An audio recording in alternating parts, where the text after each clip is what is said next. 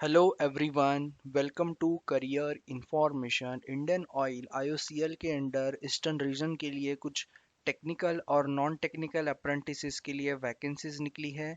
ये वैकेंसीज जो है ये कुछ टेक्निकल जैसे कि ट्रेड अप्रेंटिसेस और टेक्नीशियन अप्रेंटिसेस, डिप्लोमा आईटीआई, उसके बाद में नॉन टेक्निकल जैसे अकाउंटेंट, डेटा एंट्री ऑपरेटर, ऐसे बहुत सारे अलग अलग पोस्ट के लिए यहाँ पे वैकेंसीज निकली है।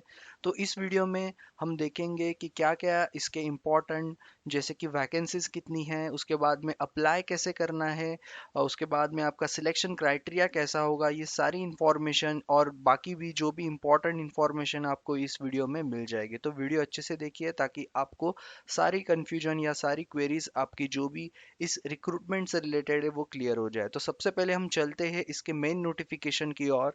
तो इसका मेन नोटिफिकेशन में यहाँ पे सबसे पहले इम्पोर्टेंट ये जो है ये ईस्टर्न इंडिया रीजन के लिए है, टेक्निकल नॉन टेक्निकल अप्रेंटिसेस। तो उसमें वेस्ट बंगाल, बिहार, उड़ीसा, झारखंड एंड आसाम, तो ये सारे स्टेट्स जो है जो ईस्टर्न इंडिया में आते हैं, इसमें ही ये आपका जो भी लोकेशन होगा। ओके, तो सबसे इम्पोर्टेंट ये भी चीज़ है कि बाकी लोग अप्लाई कर सकते हैं है या नहीं।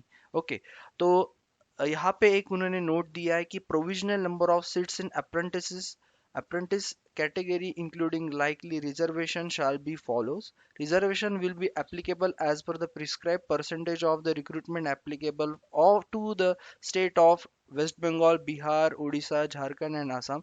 तो जो भी रिजर्वेशन, इसका मतलब जो भी रिजर्वेशन कैंडिडेट्स होंगे, S C S T, E W S, O B C, तो अगर आप इन सारे स्टेट से हो तो आपको सारे रिजर्वेशन की फैसिलिटीज मिलेंगी। ओके, बाकी स्टेट से अगर आप रिजर्वेशन है आपका तो आप यहाँ पे अप्लाई नहीं कर सकते। ओके, अंडर द रिजर्वेशन, जैसे कि उन्होंने यहाँ पे बताया, और बहुत सारे अलग अलग रिक्रूटमेंट में ऐसा होता है जहाँ पे रीजन वाइज आपका रिक्रूटमेंट होता है। ओके, तो reservation will be applicable only those कि जो ये स्टेट्स में आते हैं। ओके, तो अभी हम चलते हैं वैकेंसीज की ओर। तो इसमें बहुत सारी अलग अलग वैकेंसी है। सबसे पहले वेस्ट बंगाल स्टेट के लिए यहाँ पे जो वैकेंसी है, अलग अलग ट्रेड जो अप्रेंटिस है वहाँ पे machinist, instrument mechanic, electronic mechanic, electrician और फिटर के लिए ट्रेड अप्रेंटिसेस की वैकेंसी है। बाद में अगर हम बात करेंगे टेक्नीशियन अप्रेंटिसेस की, तो अगर आपका डिप्लोमा बेसिस पे ये होता है mechanical, electrical, instrumentation, civil, electrical and electronics and again plain electronics. Okay, अगर आपका है तो आप अप्लाई कर सकते हैं। तो 1 से 5 जो कोड है वहां तक आपका आईटीआई, वो आगे मैं आपको क्वालिफिकेशन बताता हूँ कैसा चाहिए। और 6 से 11 आपका जो है वो डिप्लोमा। ओके, तो यहाँ पे टोटल वैकेंसी उसके हिसाब से बताई है। ओके, उसके बाद में जो नेक्स्ट है वो है आपका data entry operator fresher apprentice के लिए, जहाँ पे 2 वैकेंसी है। उसके बाद में रिटेल सेल्स एसोसिएट की 2 वैकेंसी है, ट्रेड अप्रेंटिस। उसके बाद में स्किल सर्टिफिकेट होल्डर्स जो है डेटा एंट्री ऑपरेटर, जिसको हम डीईओ बोलते हैं, वहाँ पे 2 वैकेंसी है। और वही अगर आपका retail sales associate with skill certificate holders, उनके लिए यहाँ पे लगभग 2 वैकेंसी है। ओके, उसी हिसाब से बिहार में भी अगर आप देखेंगे तो यहाँ पे लगभग ट्रेड अप्रेंटिस की जो fitter, electrician, electrical, electronic mechanic, instrument mechanic, machinist के लिए 22 वैकेंसी है। वही mechanical, electrical, instrumentation, civil, electrical and electronics या फिर प्लेन इलेक्ट्रॉनिक्स में अगर आपका डिप्लोमा हुआ है तो यहाँ पे टोटल आपकी जो वैकेंसी है वो 40 है। बाकी आपकी जो कैटेगरी है उसके हिसाब से आप चेक करो और अप्लाई करो। और बाकी अगेन बिहार में जो बाकी बचे हुए 4 ट्रेड अप्रेंटिसेस है, जैसे कि फ्रेशर, डेटा एंट्री ऑपरेटर और skill certificate holders data entry operator, तो यहाँ पे भी दो दो वैकेंसी है। Same retail sales associate freshers और स्किल सर्टिफिकेट होल्डर्स के लिए यहाँ पे एक एक वैकेंसी है। अगेन फॉर सेम आपके ट्रेड अप्रेंटिस जो है उड़ीसा के अंडर, यहाँ पे 30 वैकेंसी। टेक्नीशियन अप्रेंटिसेस की यहाँ पे 35। और बाकी अगेन आपकी जो डेटा एंट्री ऑपरेटर और रिटेल सेल्स एसोसिएट की एक एक वैकेंसी है। ओके, झारखंड का भी ट्रेड अप्रेंटिसेस की 14 वैकेंसी, 17 वैकेंसी डिप्लोमा होल्डर्स के लिए टेक्नीशियन अप्रेंटिसेस, और बाकी एक एक वैकेंसी डेटा एंट्री ऑपरेटर और रिटेल सेल्स एसोसिएट के लिए। Again for Assam 43 vacancy for trade apprentice and 72 vacancy for technician, बाकी अगेन 1-1। और आखिरी जो बचा है वो सारे स्टेट्स के लिए अलग अलग यहाँ पे दिया है, लेकिन मिक्स वैकेंसीज जो बताई है वो है ट्रेड अप्रेंटिस अकाउंटेंट की, जहाँ पे टोटल 21 वैकेंसी है। टोटल मिला के जो वैकेंसीज है सारे स्टेट्स मिला के वो आती है 527 लगभग यहाँ पे वैकेंसीज निकली है। ओके, अभी इन डिटेल हम चेक करते हैं कि क्या क्या इसका एजुकेशनल क्राइटेरिया है। तो सबसे इंपॉर्टेंट जो आपका फिटर है ट्रेड अप्रेंटिस, जैसे मैंने आपको बताया आईटीआई फिटर अगर आपका हुआ है तो आप इसमें अप्लाई कर सकते हैं। इलेक्ट्रिशियन में भी आपका आईटीआई हुआ है, आप अप्लाई कर सकते हैं। इलेक्ट्रॉनिक मैकेनिक ट्रेड में अगर आपका हुआ है तो आप अप्लाई कर सकते हो। इंस्ट्रूमेंट मैकेनिक ट्रेड का वाले भी अप्लाई कर सकते हैं। यहाँ पे उन्होंने कोड वाइज दिया है क्योंकि हर स्टेट में आपको सेम जो ट्रेड अप्रेंटिस की वैकेंसीज है। ओके, तो यहाँ पे जो कॉमनली यहाँ पे उन्होंने बताया, वैसे ही मशीनिस्ट में अगर आपका आईटीआई हुआ है तो आप अप्लाई कर सकते हैं। Mechanical, electrical, instrumentation, civil, electronics and electrical और इलेक्ट्रॉनिक्स प्लेन, इन सब ब्रांच में अगर आपका डिप्लोमा हुआ है 3 इयर्स का तो आप अप्लाई कर सकते हैं। लेकिन मेक श्योर दैट आपके 50% एग्रीगेट जनरल कैटेगरी और 45% बाकी अदर कैटेगरीज के लिए आपके होने चाहिए। ओके, ये है क्वालिफिकेशन। उसके बाद में बात करेंगे अकाउंटेंट की, जो ट्रेड अप्रेंटिस अकाउंटेंट लगभग 21 वैकेंसी। यहाँ पे आपका फुल टाइम ग्रेजुएट चाहिए। ओके, इन एनी डिसिप्लिन, कोई भी डिसिप्लिन में अगर आपका ग्रेजुएशन हुआ है तो 50% आपका एग्रीगेट है और 45% ऑन SC ST अगेन आप अप्लाई कर सकते हो।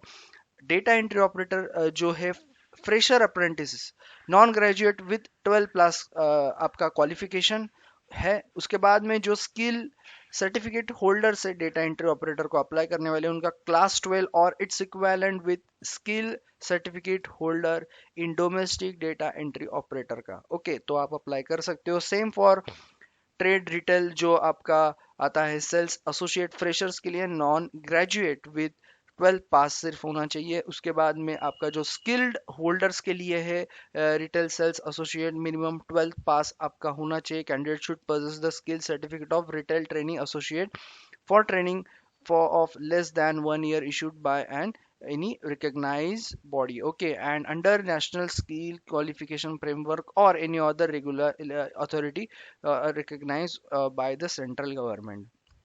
ओके, तो ये अब तक जो थे वो है आपके educational qualification for all discipline codes. The prescribe qualification for 12th diploma graduate should be from a recognize university. उसके बाद में कुछ यहाँ पे इंपॉर्टेंट चीज़ें भी उन्होंने बताई है, वो भी हम आपको बता देते हैं। सबसे इंपॉर्टेंट तो बहुत से बच्चे पूछते हैं कि BTech MBA LLB MCA CA वाले अगर आप हो, आपका हायर क्वालिफिकेशन है तो आपका कंसिडर नहीं किया जाएगा। ओके, आप अप्लाई नहीं कर सकते। उसके बाद में अगर किसी ने डिस्टेंस लर्निंग प्रोग्राम में या फिर पार्ट टाइम में डिप्लोमा ITI या बाकी एजुकेशन किया है तो भी आप कंसिडर नहीं होगे। आपका ये रेगुलर चाहिए, फुल टाइम जिसको हम बोलते हैं। Okay, candidates applying more than one trade discipline will not consider and their application will be summarily rejected। तो ये चीज़ याद रखना कि आप एक से ज़्यादा ट्रेड में या फिर डिसिप्लिन में आप अप्लाई नहीं कर सकते, वरना आपका कैंडिडेचर जो है वो कैंसिल हो जाएगा। ओके, तो ये भी ज़रूरी है। उसके बाद में candidate possessing the diploma in engineering relevant trade discipline under lateral entry scheme, जो क्लास 12 ITI, जो जिनको मोस्टली जो ITI या फिर साइंस वाले जो वोकेशनल वाले होते हैं उनको डायरेक्टली सेकेंड ईयर में एडमिशन मिलता है, shall also be consider eligible to जो भी meeting prescribe the percentage on the basis of their semester marks. तो एक अच्छी बात है कि अगर आपका ITI हुआ है या फिर आपका वोकेशनल हुआ है कुछ 12th में और आपने डायरेक्ट सेकेंड ईयर डिप्लोमा किया है और आपका 2 साल का ही डिप्लोमा होगा तब तो आपके वो कंसिडर होंगे मार्क्स और आप एलिजिबल भी हो यहाँ पे।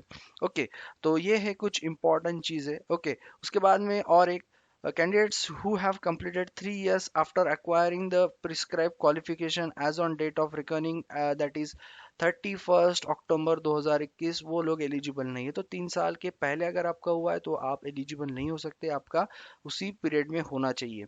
Candidates who have undergone training, जो भी आप अप्रेंटिस के लिए अप्लाई करते हो हमेशा याद रखना अगर आपका कहीं पे ऑलरेडी ट्रेनिंग हुआ है तो आप एलिजिबल नहीं, या फिर आपका कोई जॉब एक्सपीरियंस है 1 ईयर और मोर देन दैट आप यहाँ पे एलिजिबल नहीं होते हो फिर। ओके, और आपका कैंडिडेचर भी यहाँ पे कैंसिल हो जाएगा। एज लिमिट आपका 18 से 24 साल तक। बाकी जो भी आपको रिलैक्सेशन है पर एज का वो आपको SC ST OBC PWD के हिसाब से जो भी होगा आपको मिलेगा। Okay, marksheet and certificate issued by board of secondary education for passing matriculation examination shall be the only acceptable document of support of age।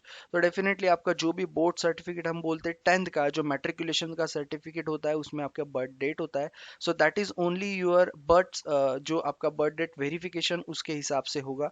तो ये चीज़ याद रखना। ओके, तो ये था, बाकी जो भी इम्पोर्टेंट चीज़ें थी अभी हम बात करेंगे कि क्या इसका सिलेक्शन मेथोडोलॉजी है, क्राइटेरिया है। उससे पहले इसका पीरियड जो है trade apprentice data entry operator का वो है 15 मंथ्स का। उसके बाद में ट्रेड अप्रेंटिस जो है फ्रेशर रिटेल सेल्स एसोसिएट इसका 14 मंथ का, और बाकी सारे के लिए है 12 मंथ, मतलब आपका 1 साल का बराबर। ओके, उसके बाद में सिलेक्शन मेथोडोलॉजी की बात करेंगे तो आपका सिलेक्शन यहाँ पे होना है सिर्फ रिटर्न टेस्ट के ऊपर। यहाँ पे कोई इंटरव्यू आपको नहीं होगा, क्योंकि ऑलरेडी इन्होंने यहाँ पे क्लियर कर दिया on the basis of marks obtain by them in a written test, जो आपका 90 मिनट्स का मतलब 1.5 आवर का आपका होगा। ओके, ये आपका एमसीक्यू मतलब आपका multiple choice questions, objective type आपका क्वेश्चंस होगा, जिसमें आपको 100 क्वेश्चन होंगे, 90 मिनट्स होंगे, हर एक के लिए थोड़ा थोड़ा पैटर्न अलग है।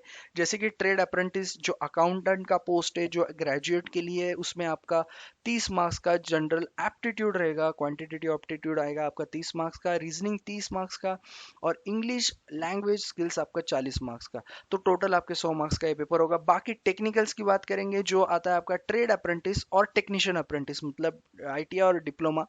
तो इसमें आपका कैसा होगा, इसमें आपका टेक्निकल जो है वो 40 मार्क्स का, बाद में एप्टी आपका 20 मार्क्स का, रीजनिंग 20 मार्क्स का, इंग्लिश लैंग्वेज आपका 20 मार्क्स का। तो टोटल आपका यहाँ पे 100 मार्क्स का होगा। ओके, इसका मतलब है आपको 40 मार्क्स में टेक्निकल देना है और बाकी आपका जो रहेगा नॉन टेक्निकल रहेगा। उसके बाद में ट्रेड अप्रेंटिस जो है डेटा डीईओ और रिटेल सेल्स एसोसिएट की बात करेंगे, तो इसमें आपका एप्टी 30 मार्क्स का, 30 मार्क्स का रीजनिंग और 40 मार्क्स का आपका बेसिक इंग्लिश। आपके एजुकेशनल लेवल के हिसाब से क्वेश्चंस रहेंगे। आईटीआई जैसे कि आईटीआई डिप्लोमा का रहेगा, वैसे ही आपका अकाउंटेंट और डीईओ और रिटेल सेल्स एसोसिएट का होगा। उसके बाद में क्या है क्वालिफाइंग मार्क्स, तो 40% आपके मार्क्स आने चाहिए, मतलब 100 में से 40 मार्क्स आपके आने चाहिए for general category. Okay, the minimum qualifying marks for SC ST PWD, यहाँ पे आपको 35 मार्क्स आने चाहिए। 90 मिनट 100 क्वेश्चंस आपको देने हैं। उसके बाद में जो भी कैंडिडेट सेलेक्ट होंगे उसको जो है मेडिकल होता ही है, तो फिजिकल फिटनेस स्टैंडर्ड जो है वो आपको लगेंगे। मेडिकल टेस्ट आपका होगा, pre engagement medical physical fitness test आपका होगा, वो भी आपको पास करना है। तीसरी इंपॉर्टेंट चीज डॉक्यूमेंट वेरिफिकेशन कौन से लगेंगे, तो डेफिनेटली आपका मैट्रिकुलेशन एससी एसटी, अगर आप ओबीसी कोई भी रिजर्वेशन से हो तो आपको वो कास्ट सर्टिफिकेट लगेगा। ओके, उसके बाद में 12th का या फिर 10th का जो भी मार्कशीट होगा वो आपको लगेगा। आप जो भी इससे अप्लाई कर रहे हो सारे आपके एजुकेशनल बैकग्राउंड के सर्टिफिकेट्स आपको लगेंगे। ओके, उसके बाद में यस कन्वर्जन सर्टिफिकेट, अगर आप सीजीपीए वगैरह आपका होता है तो परसेंटेज में आपका कितना होता है वो कुछ कन्वर्जन आपका सर्टिफिकेट भी यहाँ पे लगेगा। ओके, तो ये सारी चीज़ें हैं जो इंपॉर्टेंट, मतलब जो भी आप डॉक्यूमेंट्स है आपके वो सारे आप रेडी रखो। ओके, क्योंकि ये बहुत ज़रूरी है। And following original documents along with the self attested copy should be furnish at the time of document verification. तो सिलेक्ट आपका मेरिट लिस्ट में नाम होने के बावजूद आपको डॉक्यूमेंट वेरिफिकेशन और आपका प्री जो एंगेजमेंट मेडिकल या फिटनेस या फिजिकल फिटनेस टेस्ट होता है वो आपको क्लियर करना बहुत ज़्यादा यहाँ पे ज़रूरी है। ओके, अदरवाइज जो भी मेरिट लिस्ट में आपका नेक्स्ट होगा उसको चांस दिया जाएगा अगर आप उसमें डिस्क्वालीफाई करते हो तो। Okay, so offer of engagement finally shortlisted candidate whose document including the pre engagement medical fitness certificate is found in order shall be issued offer of engagement। तो आपका सारा अगर क्लियर हो जाए जैसे कि रिटर्न टेस्ट और आपके सारे डॉक्यूमेंट वेरिफिकेशन और मेडिकल, तो आपको जो है वो कॉल लेटर या फिर ऑफर लेटर मिल जाएगा। ओके, तो ये है सारी इंपॉर्टेंट चीज़ें जो रिलेटेड टू आपका जो ये एंगेजमेंट प्रोग्राम है फॉर दी अप्रेंटिसेस अलग अलग वैकेंसीज के लिए। उसके बाद में कुछ अदर कंडीशंस है जो यस यहाँ पे जो 1973 1961 उसके हिसाब से अप्रेंटिसशिप रूल्स के हिसाब से आपको स्टाइपेंड मिलेगा 12 मंथ, और बाकी जैसे मैंने आपको बताया कुछ के लिए 14 है तो कुछ के लिए 15 मंथ्स है। उसके बाद में नो एचआरए आपको नहीं मिलेगा। Company's accommodation shall be provided to apprentices. तो ये भी चीज़ इंपॉर्टेंट है कि आपको कोई एचआरए या फिर कोई भी आपको अकोमोडेशन नहीं मिलने वाला है, तो आपको ये बहुत ज़रूरी है कि आप अगर अप्लाई करते हो तो आपका जो रहना है अकोमोडेशन आपको खुद ये करना पड़ेगा, क्योंकि कोई भी एचआरए या फिर आपको कंपनी का अकोमोडेशन नहीं मिलेगा। उसके बाद में leaves and holidays, following leaves and holidays आपको मिलेंगे। जनरल लीव्स जो है 32 days at 8 days per quarter during the period of apprentices. CL जो कैजुअल लीव्स हम बोलते हैं 12 days पर कैलेंडर ईयर।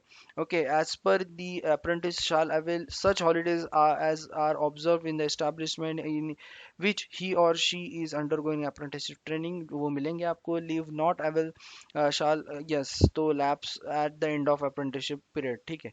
और उसके बाद में आपका इंश्योरेंस जो है वो भी जो इन्होंने बताया, apprentice shall be covered under suitable accident insurance coverage, तो आपको इंश्योरेंस भी किया जाएगा, वो सारी चीज़ें आपको मिलेगी। ओके, तो ये थी सारी इंपॉर्टेंट चीज़ें रिगार्डिंग दी रिक्रूटमेंट। अभी हम बात करेंगे कि आपको अप्लाई कैसे करना है उस बारे में। तो सबसे पहले candidates are advise to register as a trade apprentice online in regional directorate of skill development and entrepreneurship. तो आपको apprenticeship.org अगर आपको साइट पता है, आपको वहां पे जाके क्या करना है, आपको वहां पे जाके रजिस्ट्रेशन करना है, एनरोल्ड करना है, जो साइट में आपको प्रोवाइड कर दूंगा। तो ये है उसकी साइट apprenticeshipindia.ga.in। यहाँ पे आपको रजिस्टर करना है पहले। Okay, for the apprentice technician apprentice. Okay, उसके बाद में बात करेंगे टेक्नीशियन अप्रेंटिस की। तो यहाँ पे आपको जो चाहिए वो है आपका MHRD नैट्स। ओके, तो सबसे पहले आपको ये बताना चाहता हूँ कि आपका जो फॉर ट्रेड अप्रेंटिस होगा उनके लिए अप्रेंटिसशिप इंडिया पे रजिस्ट्रेशन करना है।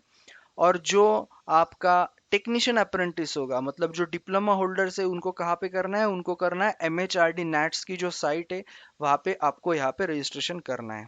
ओके, तो वो भी आपको साइट में बता देता हूँ। ये सबसे पहली जो साइट है वो है आपकी ट्रेड अप्रेंटिस की। मैंने एक अच्छे से आपको नीचे डिस्क्रिप्शन में लिंक दे दी है, वहाँ पे लिखा भी है कि फॉर ट्रेड अप्रेंटिस यहाँ पे रजिस्टर करना है। ओके, उसके बाद में अगर आप टेक्नीशियन अप्रेंटिस में अप्लाई अप्लाई करना है तो आपको यहाँ पे एनरोल पे क्लिक करना है। ओके, एनरोल पे क्लिक करना है और आपको यहाँ से आपको रजिस्टर करवाना है। लेकिन आपका फाइनल जो यहाँ पे है वहाँ पे नहीं होगा फाइनल एप्लीकेशन, आपको सिर्फ रजिस्ट्रेशन करना है। ओके, आगे मैं आपको बताता हूँ कि अप्लाई कैसे करना है। तो जब आपका रजिस्ट्रेशन अगर ट्रेड अप्रेंटिस से हो तो आपका अप्रेंटिसशिप इंडिया पे हो जाएगा, या फिर आप टेक्नीशियन अप्रेंटिस से हो आपका MHRD नैट्स का जो साइट है वहाँ पे हो जाएगा। उसके बाद में आपको क्या करना है, उसके बाद में आपको जाना है, मैंने लिंक आपको प्रोवाइड कर दी है, वो भी आपको जाना है उनकी ऑफिशियल साइट पे, इंडियन ऑयल कोऑपरेशन जो लिमिटेड की साइट है वहाँ पे आपको जाना है और आपको यहाँ से अप्लाई करना है। एप्लीकेंट लॉगिन या फिर अप्लाई ऑनलाइन पे आपको क्लिक करना है। ओके, 5 तारीख से इसके फॉर्म ऑलरेडी शुरू हो चुके हैं, 4/12 मतलब 4 दिसंबर तक इसका होगा। एडमिट कार्ड जो है वो आपका 9 दिसंबर, 19 दिसंबर आपका एग्जाम होगा, मोस्टली उसी दिन होगा, टेंटेटिव इनके फिक्स होते हैं लगभग। ओके, उसके बाद में कुछ स्टेप्स यहाँ पे उन्होंने बताई है, तो आपको यहाँ पे कोई भी फीस नहीं है फॉर द एप्लीकेशन। ओके, तो ये चीज़ याद रखना। उसके बाद में आपको यहाँ से अप्लाई करना है, लेकिन यहाँ पे अप्लाई करने से पहले आपको क्या करना है, जो मैंने आपको बताया कि आपको ये अगर आप ट्रेड अप्रेंटिस से अप्लाई कर रहे हो तो आपको अप्रेंटिसशिप इंडिया पे आपको रजिस्टर करना है। और अगर आप टेक्नीशियन मतलब डिप्लोमा से अप्लाई कर रहे हो तो MHRD nats.ga.in की साइट पे आपको लॉगिन करना है। दोनों मैंने लॉगिन की, जो लिंक है मैंने आपको डिस्क्रिप्शन में दे दिया है। उसके बाद में पीडीएफ का लिंक भी मैंने, ये जो पीडीएफ है इसका लिंक भी डिस्क्रिप्शन में दे दिया है। उसके बाद में जो फोर्थ लिंक आपको नजर आएगा वो फाइनल एप्लीकेशन, जहाँ से आपको करना है अप्लाई। रजिस्टर करना क्यों जरूरी है मैं आपको बताता हूँ। सबसे पहले तो रजिस्ट्रेशन जिनका होगा साइट पे उनको ही वो कंसिडर करेंगे। दूसरी बात, फॉर्म फिलअप करते टाइम आपको जो एनरोलमेंट नंबर रहता है वो आपको लगेगा ही लगेगा। ओके, जो जहाँ पे आप रजिस्टर किए हो, whether it is MHRD NATS और apprenticeship India as per your post applying application post. Okay, तो ये है इसका एप्लीकेशन प्रोसेस, यहाँ से आपको अप्लाई करना है। तो चारों लिंक मैंने आपको शेयर कर दिए है सेपरेटली अच्छे से, उसके कहीं पे भी जाने की आपको जरूरत नहीं। उसके बाद में एक चीज मैंने जैसे आपको पहले भी बताया कि candidates have to apply for any one discipline code only. अगर आप ज्यादा करते हो तो एक से ज्यादा करते हो तो आपका कैंडिडेचर जो है वो कैंसिल हो जाएगा, चांसेस हो जाएंगे। Okay, so yes, online mode आपका एक्सेप्ट होगा। जैसे मैंने आपको बताया, पहले आप रजिस्टर करो, उसके बाद में आपको जाना है ये लिंक पे। ओके, तो यस, अगर आपको कोई क्वेरी है किसी भी रिगार्डिंग तो आप पूछ सकते हो। ओके, ऑलरेडी मैंने डेट्स वगैरह आपको बता दी है, एग्जाम की वगैरह डेट कब है, सारी चीज़ें मैंने आपको ऑलरेडी जो नोटिफिकेशन में था वो क्लियर कर दिया है। ओके, और जो भी आप अगर रजिस्ट्रेशन कर रहे हो या फॉर्म फिलअप करोगे तो याद रखना आपके जैसे कि पासपोर्ट साइज फोटो, सिग्नेचर, ये सारी चीज़ें आपको रेडी रखनी है, या फिर आपके जो पीडीएफ में डॉक्यूमेंट्स रहेंगे वो भी रेडी रखने हैं, 100 KB ईच यहाँ पे जो बताया है। और सेल्फ अटेस्टेड भी एक बंच रेडी रखो। और एक चीज़, स्कैन कॉपीज जो है वो सेल्फ अटेस्टेड फोटो कॉपीज होनी चाहिए। ओके, ये चीज़ याद रखना क्योंकि ये बहुत ज़रूरी है। ओके, क्योंकि वही वरना आपका जो है वो शायद से रिजेक्ट भी हो सकता है, क्योंकि उन्होंने यहाँ पे मेंशन किया है सेल्फ अटेस्टेड फोटो कॉपीज आपकी पीडीएफ फॉर्मेट में आपको चाहिए। सेल्फ अटेस्टेड मतलब जेरोक्स निकाल के उस पर साइन करके आपको स्कैन करवाना है। ओके, और वही कॉपीज आपको यहाँ पे जो है 100 KB के under, weather it is JPG मतलब फोटो फॉर्मेट या फिर आपका पीडीएफ फॉर्मेट में आपको अटैच करवाना है। अगर कोई कंफ्यूजन है तो आप पूछ सकते हो डिस्क्रिप्शन सॉरी कमेंट बॉक्स में।